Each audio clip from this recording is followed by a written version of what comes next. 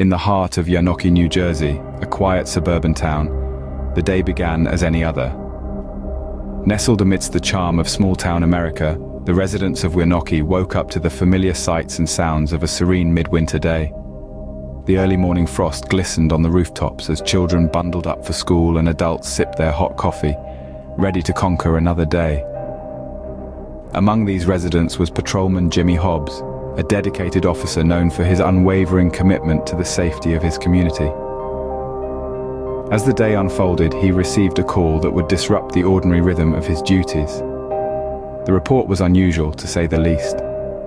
A strange, glowing light was spotted near the WANAQUE Reservoir, a popular spot among the locals. Unbeknownst to the residents, their tranquil lives were on the brink of experiencing an inexplicable event. Little did they know, their seemingly ordinary town was about to become the center of an extraordinary mystery. Reports began to flood in from neighboring towns of an unidentified flying object hovering over the reservoir. It was an otherwise ordinary evening in WANAQUE when the tranquility was shattered by the sight of a mysterious light. The first to notice were the locals, their daily routines interrupted by what appeared to be a pulsating light, changing from white to red to green. Even the town's officials weren't immune to the curiosity. Mayor Thomas Vaughan, councilman, and even Vaughan's own son were among the bewildered witnesses. They described the object as bizarre, its pulsating light casting an eerie glow over the WANAQUE Reservoir. The spectacle was like nothing they had ever seen, an enigma suspended in the sky, its glow painting a surreal tableau against the backdrop of the night. The sight was mesmerizing, captivating, leaving the residents in awe as they tried to comprehend the incomprehensible. As word spread, more residents gathered, their curiosity piqued by the strange phenomenon. The situation quickly escalated when reports surfaced of the object burning a hole in the reservoir's ice and even landing in front of the dam. That's when the quiet suburban calm of WANAQUE took a chaotic turn. Like moths drawn to a flame, residents flocked to the reservoir to witness the inexplicable phenomenon. The winding roads soon clogged with cars, curiosity overriding the chill of the midwinter night. The reservoir police found themselves in a situation beyond their usual beat, managing not just the usual upkeep, but an influx of awestruck onlookers. The air was electric with speculation and wonder. Was it a meteor, a military experiment, or perhaps something not of this world? As the evening wore on, the glowing object became the town's uninvited guest of honor. It danced in the sky, shifting southeast towards the neighboring towns, a celestial spectacle for all to see.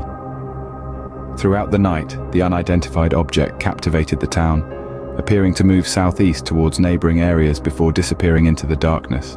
As dawn broke, the residents of WANAQUE were left with more questions than answers.